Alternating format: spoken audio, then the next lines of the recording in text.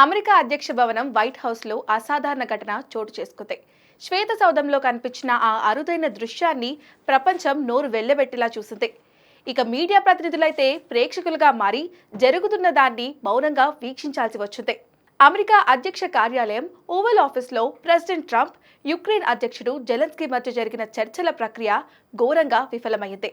ఇద్దరి మధ్య మాటల యుద్ధం శృతిమించడంతో సమావేశం అర్ధాంతరంగా ముగిసింది.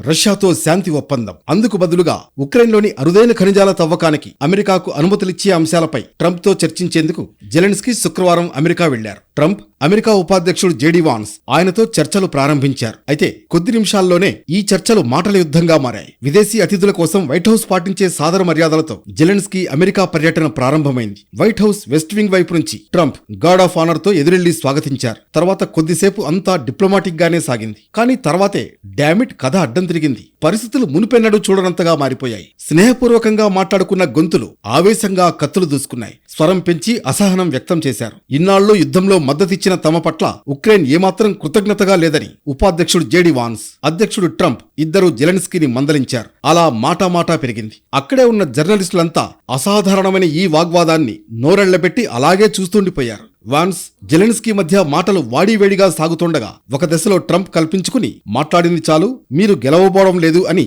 జెలెన్స్కీతో అన్నారు. మీరు ఖచ్చితంగా కృతజ్ఞత చూపాల్సిందే, మీ ఆట ముగిసింది అన్నారు ట్రంప్. దానికి జెలెన్స్కీ కూడా అంతే తీవ్రంగా స్పందించారు. నేనేమీ ఆట ఆడటం లేదు, నేను చాలా సీరియస్ గా ఉన్నాను మిస్టర్ ప్రెసిడెంట్, యుద్ధం చేస్తున్న అధ్యక్షుణ్ణి నేను అంటూ జెలెన్స్కీ తీవ్ర స్వరంతో బదులిచ్చారు. మీరు మూడో ప్రపంచ యుద్ధం దిశగా జూదమాడుతున్నారు, మీకు ఎంతో మద్దతిచ్చిన ఒక దేశాన్ని మీరు అగౌరవపరుస్తున్నారు అని ట్రంప్ అన్నారు. మధ్యలో వాన్స్ కల్పించుకుని, ఈ సమావేశంలో మీరు ఒక్కసారైనా థ్యాంక్ యూ అని చెప్పారా? అస్సలు చెప్పలేదు అన్నారు. నేతల మధ్య సమావేశం పూర్తిగా బహిరంగమైపోయింది. ఇలాంటి చర్చలు మేమెప్పుడు చూడలేదు అని మా అమెరికన్ జర్నలిస్ట్ సహచరులు చెప్పారు. వైట్ హౌస్ లో ఇలాంటి దృశ్యాన్ని అస్సలు ఊహించలేమన్నారు. ఇంత గందరగోళంగా సమావేశం సాగడంతో దీని తర్వాత మీడియా బ్రీఫింగ్ ఉంటుందా ఉండదా, మినరల్స్ ఒప్పందంపై సంతకాలు చేస్తారా చేయరా అనే ప్రశ్నలు తలెత్తాయి. చాలా మంది అనుమానించినట్లే మీడియా బ్రీఫింగ్, ఒప్పందాలపై సంతకాల కార్యక్రమం రద్దయ్యాయి. ఉక్రెయిన్ రాయబారి వెంటరాగా జెలెన్స్కీ తన కోసం బయట సిద్ధంగా ఉన్న కార్యకి వెళ్లిపోయారు. అయితే తర్వాత ట్రంప్ ట్రూత్ సోషల్లో జెలెన్స్కీ శాంతికి సిద్ధంగా ఉంటే మళ్లీ రావచ్చు అని రాశారు.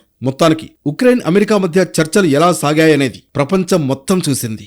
ప్రెసిడెంట్ ట్రంప్, ప్రెసిడెంట్ జెలెన్స్కీ మధ్య వైట్ హౌస్ సమావేశం రసబాసగా మారిన తీరు చూసి ప్రపంచం ఆశ్చర్యపోయింది.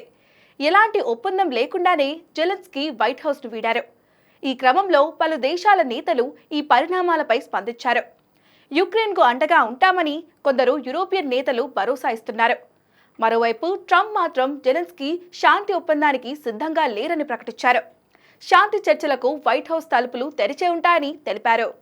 తాజా పరిణామాలపై ఐరోపా సహా ప్రపంచవ్యాప్తంగా పలు దేశాల అధినేతలు సామాజిక మాధ్యమాల్లో స్పందించారు. కీవ్ ఒంటరి కాదంటూ జెలెన్స్కీకి అండగా నిలిచారు. ఫ్రాన్స్ అధ్యక్షుడు ఇమ్మాన్యుయల్ మెక్రాన్, కెనడా ప్రధాని జస్టిన్ ట్రూడో సహా పలువురు దేశాధినేతలు అమెరికా తీరును తప్పుపడుతూ పోస్టులు చేశారు. వీరందరికీ ఉక్రెయిన్ అధ్యక్షుడు పేరు పేరున కృతజ్ఞతలు తెలియజేశారు. పోలాండ్ ప్రధాని డొనాల్డ్ టస్క్ స్పందిస్తూ జెలెన్స్కీ మీరు ఒంటరి కాదు అంటూ చెప్పుకొచ్చారు. ఈ మేరకు సంఘీభావం తెలుపుతూ సందేశం విడుదల చేశారు. బ్రిటన్ ప్రధానమంత్రి కీర్ స్టార్మర్ స్పందిస్తూ ఉక్రెయిన్కు మద్దతుంటుందన్నారు. ఇటలీ ప్రధాని జార్జియా మెలోనీ స్పందిస్తూ ఉక్రెయిన్ రక్షణ, భవిష్యత్తు గురించి చర్చించడానికి యూరోపియన్ దేశాలు, ఇతర మిత్రదేశాలతో అత్యవసర శిఖరాగ్ర సమావేశానికి పిలుపునిచ్చారు. ఉక్రెయిన్కు అండగా ఉండాలన్నారు. మరోవైపు ఈ పరిణామాలపై రష్యా స్పందిస్తూ ఉక్రెయిన్పై తీవ్ర పదజాలంతో విమర్శలు గుప్పించింది. జెలెన్స్కీకి ఇలా జరగాల్సిందేనని ఎద్దేవా చేసింది. ఈ వాడివేడి చర్చపై రష్యా మాజీ అధ్యక్షుడు, Russia security council deputy chairman Dmitry Medvedev మాట్లాడుతూ అమెరికా పట్ల అమర్యాదగా ఉన్న ఉక్రెయిన్కు ఈ పరిణామం గట్టి చెంపదెబ్బ,